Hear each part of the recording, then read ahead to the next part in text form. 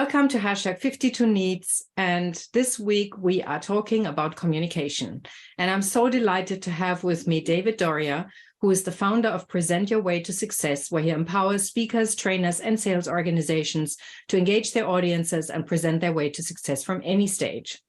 David has energized and informed thousands about the power of incorporating engagement into their presenting style.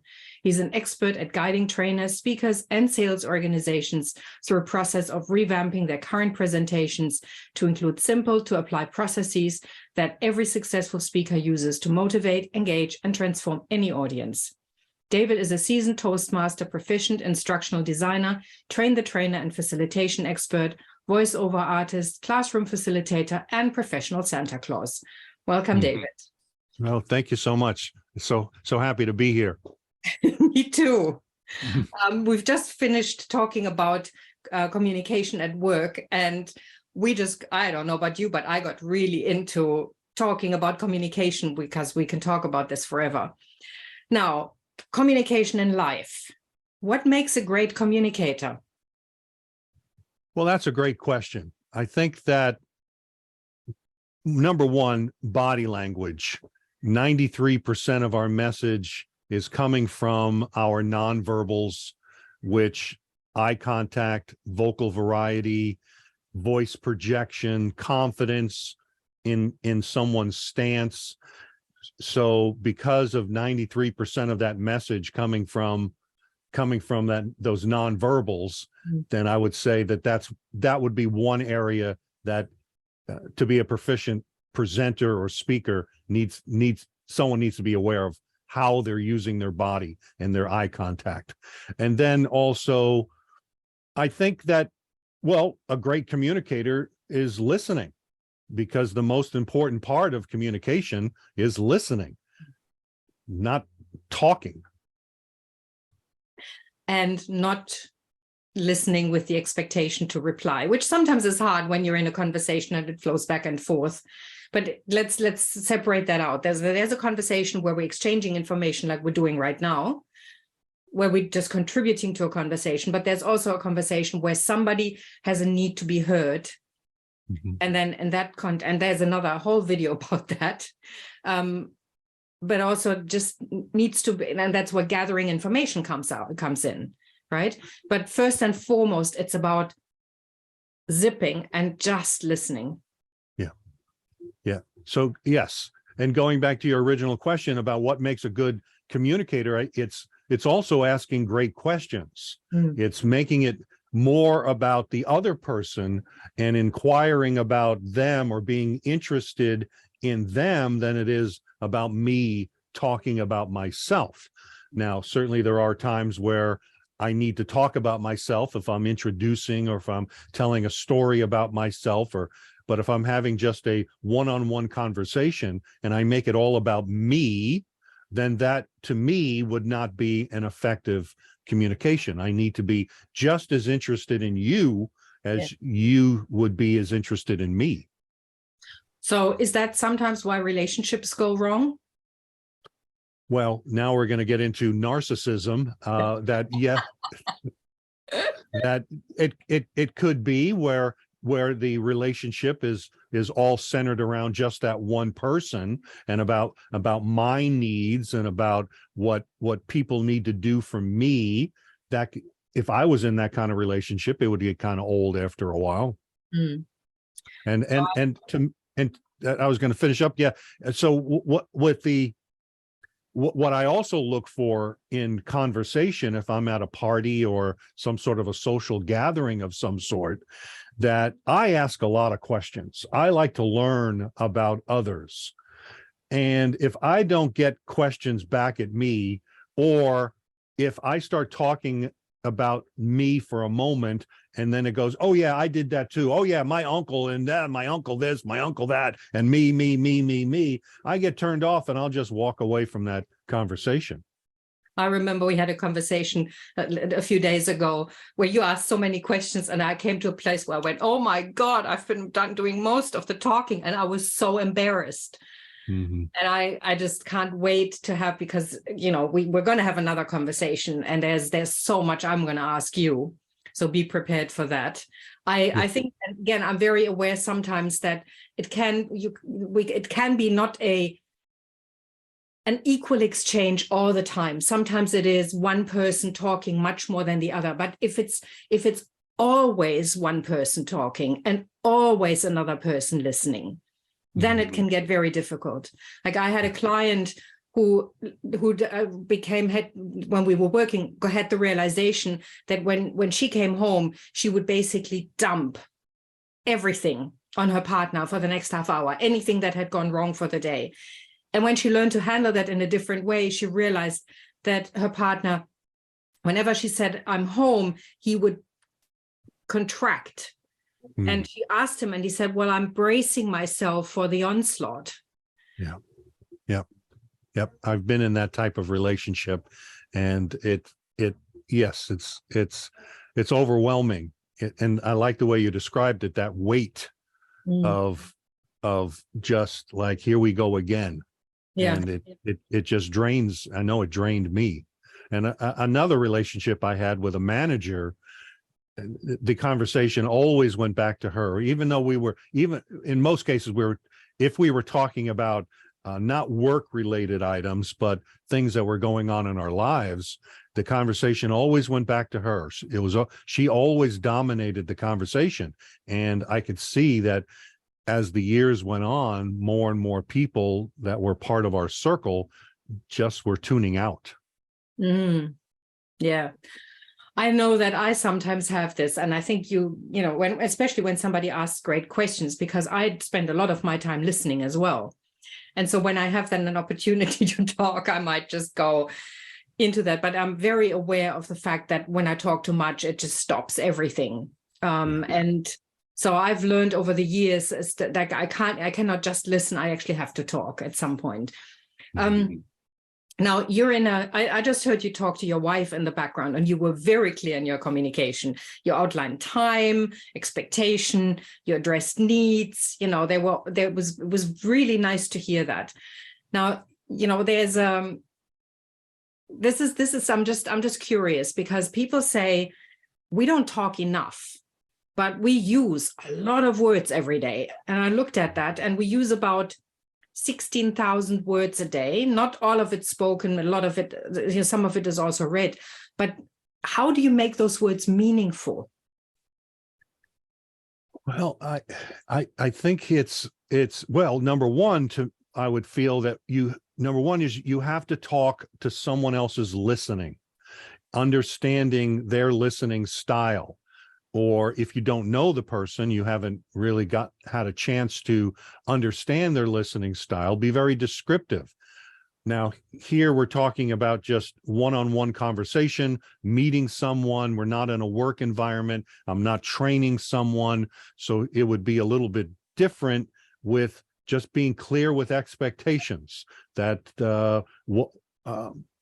I'm trying not to bring in too much of, what I would do as a trainer, but as a trainer, what are we doing? Why are we doing it? And what's the objective here? That we're going to have a discussion about X.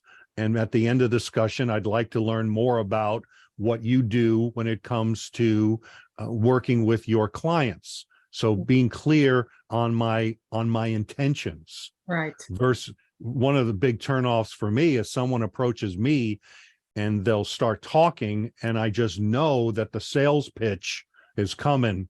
It's coming, and that's all I'm waiting on. Okay, when are we going to get to it? When are we going to get to it? And so I'm not even listening to what he's saying, because I know that that's his intention. Yeah. So if it was clear up front that the intention was, I'd like to learn more about you to see if this solution or this product that I sell would be of interest to you, then okay, let's have that discussion. Yeah. That just brought me right back to communication in a very different way these days. It's called speed dating. It's called Tinder.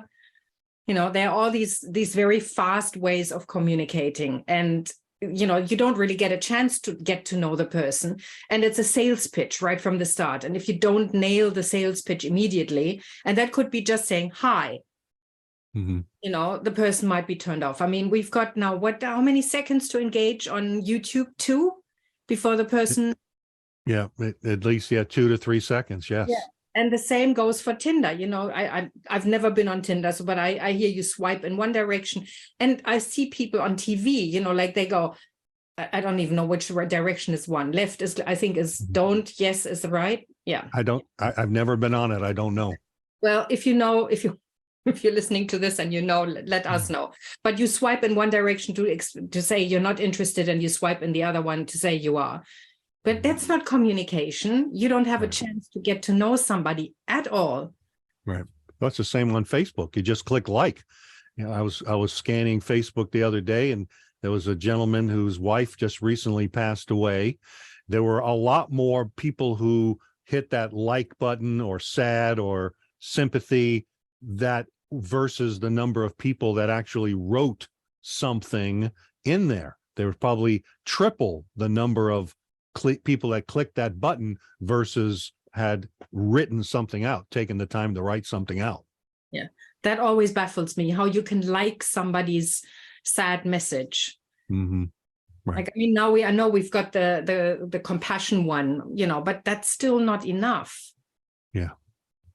I mean, what do we need to relearn?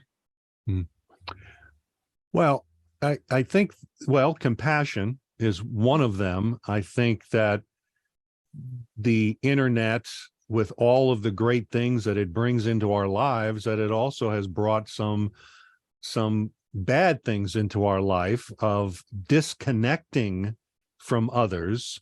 I was in a community theater for years, and this was at the infancy of internet or before the internet. So people were more apt to go out for their entertainment. And a lot of community theaters have dissolved because people are just not willing to go out, to mingle, to maybe they go to the movie theaters, but even movie theaters, I think, some of them are having some difficult times, but just not getting out and mingling and being with others as much. And it's more about clicking that like button. Yeah. Yeah. I mean, as we were talking, because this, what do we need to relearn? I was thinking, what do we need to relearn? And as you were saying, clicking the like button, you know, it's about not just clicking the like button. It's about actually going and finding out why you would like something. It's being curious about what's going on for the other person. And that's, I mean, I'm one of those people who sits on the plane and starts talking to the neighbor. And it's, you know, I like to find, I'm curious. I mean, if there's any word that describes me, it's curious. Yeah. And a lot of people don't want to talk to it anymore. They sit down and they immediately put on the headphones. They don't even say hello. Right. Well, yeah, I experienced that going in and out of the grocery store. I can't tell you how many times that I'm either walking in or walking out of the grocery store, and I'll try to make eye contact with the individual as they're coming out, because I like saying hello, just waving my hand. And many times they'll whip out their phone, or their phone will already be in their hand, and they'll start looking at their phone without making so they don't have to make eye contact with me, so they can walk right past me. Yeah. I find it really difficult because there's so much, I mean, we have so much to give to each other, right? And that's not what we find on the internet. It's what we find in one-on-one conversations. It's what we find standing on stage, communicating with people, asking questions, relating. But we do a lot of emptiness these days. Very superficial communication. Again, Twitter, you know, how many characters are you allowed to have?